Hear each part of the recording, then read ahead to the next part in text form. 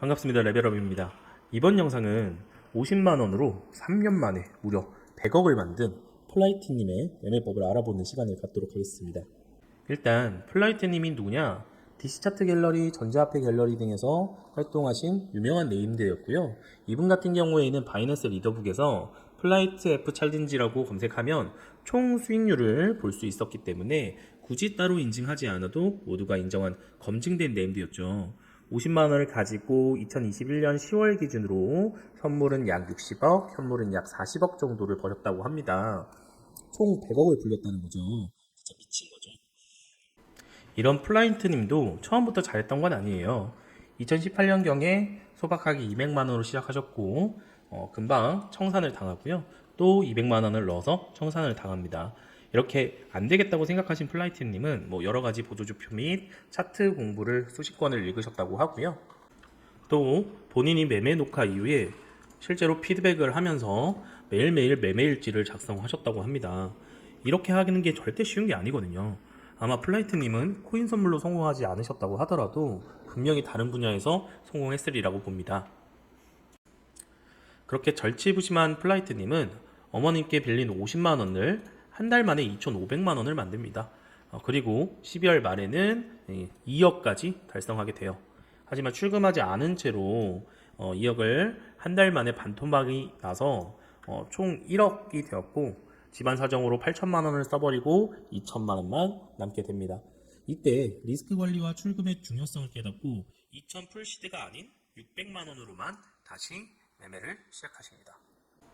그리고 약 한 달 반 만에 1억을 달성합니다. 2019년 2월 매매 내역이고요. 처음에 시작했던 게 1.67비트로 시작해가지고 마무리는 27.8비트로 마무리가 됩니다. 하지만 사람은 실수를 반복하죠. 또 풀시드로 돌리다가 11%짜리 음봉을 맞고 CD의 절반이 날아갑니다. 600만원으로 1억을 만들었다가 그 1억이 4,400만원이 남게 된 건데 그 이후에 플라이트님은 전체 시드 대신에 시드를 쪼개서 고배를 때리는 방식으로 매매 방법을 변경하게 됩니다. 이게 그 유명한 플라이트 챌린지입니다. 이 매매법의 제일 큰 장점은 시드를 분산하면서 청산을 당하더라도 전체 계좌의 타격을 최소화시킬 수 있다는 게 장점이에요. 대신 추세를 타고 올라갔을 때 제대로 한번 타면 고수익이 발생할 수 있다는 거거든요. 이렇게 플라이트님은 14만원을 가지고 5일 만에 1000만원, 그리고 그걸 가지고 일주일 만에 2400만원을 만들어 버립니다. 알아갈수록 대단하죠. 이 매매 방법은 플라이트님도 본인이 손절을 잘 못해서 창안한 만큼 손절을 잘 못하는 사람들에게도 괜찮은 매매 방법이 될 것 같네요. 지금까지 플라이트님의 히스토리를 설명을 좀 드렸고 지금부터는 본격적으로 플라이트님의 매매법을 탐구해 볼 거예요. 첫 번째는 거래량입니다. 보통은 신고점 또는 신저점을 만들 때 이 마디가마다 거래량이 증가하는 게 정상적인 움직임이에요. 즉 거래량이 늘어나야 이 상승 추세든 하락 추세든 유지된다고 보시는 게 맞는데 만약에 신고점을 만드는데 거래량이 감소한다? 뭔가 이상한 거거든요. 여기 차트를 보시면 이렇게 지금 상승 추세를 만들고 있어요. 근데 거래량이 감소하고 있네요. 추세 보통 이런 경우에 이렇게 상승 추세를 만들 때 이 추세에 닿았을 때 즉각적으로 반등이 나오거나 폭발적인 거래량이 동반해서 나오기 마련이거든요. 그런데 즉각적인 반등이 없이 이렇게 추세선에 비비게 되면 높은 확률로 추세선이 뚫린다고 보는 겁니다. 또 확률을 조금 더 높이기 위해서 이 보조지표 RSI를 보는데요. 이 RSI를 이용해서 다이버전스를 확인도 같이 해준다고 합니다. 여기서 다이버전스가 뭐냐면 가격과 지표가 서로 반대되는 상황이 만들어지는 걸 다이버전스라고 합니다. 가격은 상승하는데 지표는 하락하고 가격은 하락하는데 지표는 상승하는 이런 것들인 거예요. 보다 자세하게 다이버전스를 공부하고 싶으신 분들은 저희 채널 다이버전스 편을 참고하시면 되겠습니다.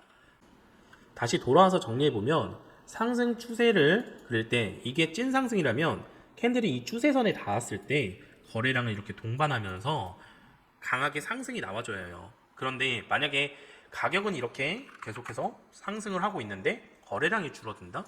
그런데 거기에 하락 다이버전스까지 나왔다. 그럼 높은 확률로 추세가 전환이 될 것이고, 그러면 추세가 전환되면 빅쇼트가 나올 수 있다. 그러니 빅쇼트에 대비하자, 이런 말씀을 드리는 겁니다. 빅쇼트가 나올 걸 알고 있다면 롱을 잡고 있는 사람들은 여기서 당연히 수익 실현을 해야 되는 거고요. 만약에 신규로 진입을 원한다고 하시는 분들 같은 경우에는 당연히 숏을 보겠죠. 이러한 분석을 가지고 플라이트님도 실질적으로 이렇게 빅쇼트를 잡아내는 모습을 보여주셨습니다. 두 번째는 프랙탈입니다. 이 프랙탈이 뭐냐면 과거의 차트의 흐름이 현재의 흐름이랑 비슷하게 흘러간다고 보시면 될 것 같아요. 간단하게 이제 과거의 패턴, 상승을 하고 저점을 이렇게 횡보를 하고 다시 추가적인 상승을 하고 여기서 횡보를 해주는 모습들을 볼 수가 있죠. 이렇게 과거의 패턴과 유사하게 현재에 재현되는 것, 이것을 프랙탈이라고 생각하시면 됩니다. 지금 여기서도 1차 펌핑 이후에 물량 소화, 그 다음에 다시 2차 펌핑 물량 소화, 그리고 다음번에는 3차 펌핑을 노려볼 수 있겠다 라고 보시면 되실 것 같고요. 이걸 볼 때 차트의 패턴을 찾는 것도 중요한데, 여기 이 패턴이 나왔을 때 거래량도 같이 보시는 게 굉장히 중요합니다. 지금 보고 있는 차트는 전형적으로 원웨이장에서 세력들이 펌핑할 때 나올 수 있는 차트의 모습이고요. 이러한 프랙탈 관점은 이제 원웨이장에서 자주 볼 수가 있습니다. 다음 차트 여기 보시면 여기가 거의 흡사하죠. 흡사한 모습으로 움직여주고 있는데, 이 앞에서 보였던 프랙탈 모습을 보여주면서 상승하는 모습을 볼 수 있습니다. 근데 여기 보면 상승하고 이 조정의 길이가 점차적으로 짧아지는 게 보일 수가 있어요. 이렇게 짧아졌을 때 가격은 상승하고 있는데 조정의 길이가 점차 줄어들면 큰 조정이 나올 수 있기 때문에 고점으로 올라갈수록 조금은 조심하셔야 된다라는 말씀을 드립니다. 또 이 플라이트님은 이평선에 대한 생각을 말씀을 해주십니다. 그런데 이 내용을 보면 프랙탈이랑 비슷한 이치예요. 그러니까 이평선 중에서도 유독 차트랑 비슷하게 움직이는 이평선들이 있습니다. 그 이평선은 이제 표시를 해둔 다음에 거기에서 캔들이 닿을 때마다 역추세 매매를 해준다는 말이거든요. 이 사진처럼 유독 특정 이평선에 닿을 때마다 눌림이 와주고 있는데, 이러한 디테일한 부분들을 계속 지켜보면서 어느 정도 확신이 생기면 특정 이평선에 캔들이 닿을 때 본인도 숏을 쳐준다는 것 같아요. 이렇게 프랙탈을 보는 이유는 매매의 근거와 관점에 대한 믿음의 강화를 위해서 본다고 하시고요. 하지만 이 프랙탈이 나왔다고 해가지고 그것만 믿고 매매를 하는 게 아니라 다른 지표들과 복합적으로 판단해서 진입이 해야 된다고 합니다. 그렇다면 이 프랙탈을 어떻게 좀 잘 찾을 수 있을까 생각을 해보면 사실 그렇게 어렵진 않거든요. 그 방법이 뭐냐면 그냥 차트를 많이 보면 됩니다. 경험치를 쌓아라. 경험을 많이 해보시면 돼요. 네, 물론 노력이 많이 필요합니다. 하지만 이 프랙탈을 알고 이 비슷한 차트를 보겠다라는 생각을 가지고 차트를 보는 것과 그렇지 못한 채로 차트를 보는 것은 하늘과 땅 차이입니다. 지금 여러분, 이 영상을 보시는 여러분들 같은 경우에는 이미 이 프랙탈이라는 개념이 머릿속에 들어있기 때문에 이미 이제 여러분들은 이 경험치만 쌓으면 되는 거예요. 차트를 여러 번 돌려보면서 이 프랙탈을 찾는 연습만 하면 되는 겁니다. 세 번째는 오더블럭입니다. 오더블럭이 뭐냐면 쉽게 말해서 지지와 저항이에요. 차트를 보고 설명을 조금 드리자면 여기 보시면 요런 게 오더블럭이에요. 그 다음에 요런 게 오더블럭. 이런 것들이 오더블럭이라고 하는데 이렇게 캔들이 위아래로 공방을 굉장히 많이 한 자리를 오더블럭이라고 보시면 됩니다. 이렇게 공방이 많이 이루어진 자리에서 거래량과 동반해서 같이 나온다? 그 신뢰도가 굉장히 높고요. 이 오더블럭 같은 경우에는 이 구간을 강하게 상승을 만들고 다시 눌리더라도 여기에 굉장히 공방이 컸기 때문에 재차적으로 상승이 나올 수 있는 자리입니다. 뭐 더 자세한 내용은 저희 채널에 있는 오더블럭 관련된 영상을 좀 참고해 주시면 되실 것 같고요. 이어서 조금 이야기를 해보자면 이 오더블럭 그리고 1,000원 그리고 10,000원 뭐 이렇게 단위가 바뀌는 자리, 피겨라운드 자리를 굉장히 중요하게 본다고 합니다. 이 피겨라운드 자리에서 이 단위가 바뀌기 때문에 굉장히 강력한 저항으로 작용할 수 있거든요. 사실상 저는 그렇게 생각합니다. 이 오더블럭과 지지와 저항과 피겨라운드 자리만 좀 잘 매매를 하더라도 매매에 엄청난 근거가 되고 확률을 높일 수 있다라고 생각을 합니다. 자, 네 번째는 기법이라기보다는 매매 스타일인데 플라이트님은 역추세 매매를 좀 즐겨 하셨다고 합니다. 이런 거래량을 동반해서 나오는 하락 음봉 같은 경우에는 플라이트님은 단기적인 추세 시그널로 조금 판단을 해가지고 단기 반등을 노리는 짧은 매매를 하셨다고 하고요. 다만 이러한 거래량을 동반해서 나오는 장대 음봉 같은 경우 이제 장기적인 관점에서는 더 하락할 수 있는 여지가 있기 때문에 포지션을 길게 가져가기보다는 단기적인 포지션을 가져간다고 합니다. 예시로 이렇게 원위로 지금 하락하고 있는 고점과 저점을 갱신하지 못하고 이러한 모습들을 보여주고 있는 자리에서 추세를 돌리면 역추세가 크게 터질 수 있다고 합니다. 이 사진처럼 저점을 잡아서 굉장히 엄청난 수익률이 나온 걸 볼 수가 있어요. 960% 정도 나왔네요. 자, 네 번째는 기법이라기보다는 매매 스타일인데 플라이트님은 이 역추세 매매를 좀 즐겨 했다고 합니다. 이러한 거래량을 동반한 장대 음봉이 나왔을 때 플라이트님은 단기적인 추세 시그널로 판단하고 단기 반등을 노리는 짧은 매매를 했다고 하고요. 다만 이러한 거래량을 동반해서 하락하는 음봉 같은 경우에는 장기적인 관점에선 추가적으로 더 하락할 여지가 있기 때문에 포지션을 길게 가져가기보다 단기적인 포지션을 취했다고 합니다. 예시로 이제 이렇게 원웨이로 이렇게 쭉 빠져 내려오는 이러한 고점과 저점을 갱신하지 못하는 순간에 이 추세선을 돌파를 하거나 이탈을 하게 되면 높은 확률로 이제 역추세가 나온다고 합니다. 실질적으로 플라이트님은 여기서 단기적인 포지션을 잡고 이 역추세 매매를 한 이후에 추세를 돌파가 나온 직후 여기서 매매를 하셔서 엄청난 수익률을 보여주고 있습니다. 960%가 터졌네요. 엄청나죠? 다섯 번째, 단타 스캘핑을 할 때 어떤 식으로 시드를 운영했는지에 대해서 말씀을 드립니다. 사실 풀시드로는 절대 들어가지 않는다고 합니다. 풀시드로 절대. 전체 시드의 30% 정도만 들어가는데 배율이 높으니까 큰 수익이 나온다고 합니다. 엄청나게 큰 수익이 나온다고 하고 제가 영상 초반에 말씀을 드렸던 것처럼 플라이트님이 100억까지 갈 수 있었던 데에 결정적인 이유는 저는 이 시드 관리, 시드 운영이라고 봅니다. 이분이 아까도 말씀드렸다시피 손절을 잘 못하셨어요. 손절을 잘 못하셨기 때문에 그리고 여러 번 조금 넘어진 경험이 있죠. 그 경험을 가지고 차라리 이 풀 시드보다는 처음부터 시드를 분배를 해서 고배로 매매를 하는 거죠. 그렇게 되면 이제 방향을 못 맞춰가지고 손절을 못 맞추더라도 이제 손절을 하는 게 아니라 그냥 깔끔하게 청산 되고 이제 포지션을 유지하면 되는 거고 대신 방향성을 맞추게 되면 그 수익률을 어마무시하게 얻어갈 수 있는 거죠. 이렇게 된다고 하면 장기적으로 봤을 때는 손익비가 굉장히 좋은 전략이다 라고 말씀을 드리고 싶고요. 이런 식으로 작은 시드를 넣더라도 아까 보셨던 것처럼 11만 원이 일주일 만에 2,400만 원이 됐잖아요. 이렇게 작은 시드를 넣더라도 방향성만 한번 맞추게 되면 고배율이기 때문에 충분히 높은 수익을 기대해 볼 수가 있다라는 말씀을 주로 하고 있고요. 좋은 자리지만 캔들 모양 곧 반대로 갈 것 같다 하면 튄다. 하지만 내가 꼭 아는 자리에서 하되 조금 이상하면 튀어라. 이런 말씀도 같이 해주셨습니다.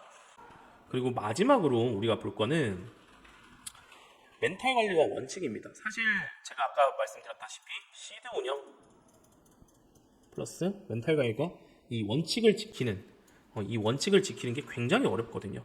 이것만 잘해도 이미 여러분들은 고수입니다. 플라이트님도 이쪽 관련해가지고 굉장히 많은 얘기를 해주고 가셨어요. 그래서 그거를 조금 같이 쭉 살펴볼 건데 첫 번째는 매매 리듬 유지입니다. 하루 중에 이제 첫 번째에서 네 번째까지 매매를 했을 때 연속적으로 이제 익절이 안 나온다. 그러면 이제 이상한 거거든요. 이럴 때는 매매 리듬이 깨진 거라서 쉬거나 관점을 리마인드 한다고 합니다. 그러니까 내가 안 될 때 억지로 계속 할 필요가 없다라는 거예요. 내가 될 때 하면 된다는 말이고 두 번째는 멀쩡한 정신일 때만 매매를 한다고 합니다. 잠이 오거나 정신력이 좀 흐트러지거나 이렇게 되면은 타점이 안 좋아지고 어떻게든 되겠지 라고 생각하고 매매를 하다 보면 결국에는 청산이 나를 기다리고 있다. 이렇게 보시면 되실 것 같고요. 세 번째는 이제 매매법을 변경하는 것을 비추한다고 합니다. 사실상 뱁새가 황새를 따라가지 못하니 뭐 어떤 고수가 이런 매매법을 했다더라 하는 건 그 고수는 매매법에 있어서의 경험치가 저희와 비교할 수 없을 만큼 큽니다. 그렇기 때문에 이게 고수가 이걸 쓴다고 해서 이거 쫓아가고 저거 쫓아가다 보면 결국에 내가 중심적으로 해야 되는 매매를 못 하게 돼요. 굳이 모험을 하면서 바꿀 필요가 없는 거죠. 내가 잘하는 것만 하자. 그래도 돈은 번다. 이런 말씀을 좀 했고요. 그다음에 네 번째는 인내심이 조금 중요하다라는 말씀을 했는데 이것도 앞에 있는 말과 일맥상통합니다. 내가 아는 자리에서 하자. 내가 확신할 수 있는 자리에서 매매를 하자. 이런 말입니다. 그리고 뭐 불안 요소 제거 같은 거는 뭐 예를 들어서 뭐 약속이 있거나 혹은 뭐 잠을 못 잤다거나 뭐 이런 아니면 뭐 집안에 일이 있다거나 그러니까 매매에 집중할 수 없으면 웬만하면 매매를 하시는 거를 추천드리지 않는다고 합니다. 그리고 다섯 번째는 거래량이 적을 경우에는 매매를 최소화. 이제 등락폭이 있어야 선물 매매 같은 경우에는 뭐 위를 뭐 롱을 치든 숏을 치든 위아래로 발라먹을 수 있는데 이 거래량이 적으면 이 등락폭도 없고 사실 먹을 수 있는 크기가 많이 나오지 않습니다. 그렇기 때문에 그때는 매매를 최소화하신다고 하고요. 이럴 때 보통 매매를 최소화하고 그동안 밀렸던 뭐 취미 활동을 하신다든지 뭐 집안 일을 하신다든지 뭐 이렇게 하신다고 하네요. 그다음에 매매 시에는 언론 및 남의 의견 참고를 하지 마라. 이렇게 되어 있는데 사실상 노포일 때는 그냥 캔들 거래량 그다음에 우리가 배웠던 내가 경험했던 프랙탈 그다음에 오더 블럭 이런 거를만 가지고 내 관점 안에서 매매를 해야지 남의 의견을 듣고 만약에 그렇게 안 되면 어떡합니까? 뭐 대응이 안 되지 않습니까? 이거는 내가 경험했던 걸 가지고 하는 거기 때문에 충분히 대응이 가능하거든요. 근데 여기서 남의 의견을 들었고 했을 때 손절이 잘 나갈 수 있을까요? 아니라고 보거든요. 이걸 또 플라이트님이 말씀을 해주신 것 같고요. 잘 될 때 바짝 벌고 쉴 때 쉬어라. 이 말도 마찬가지입니다.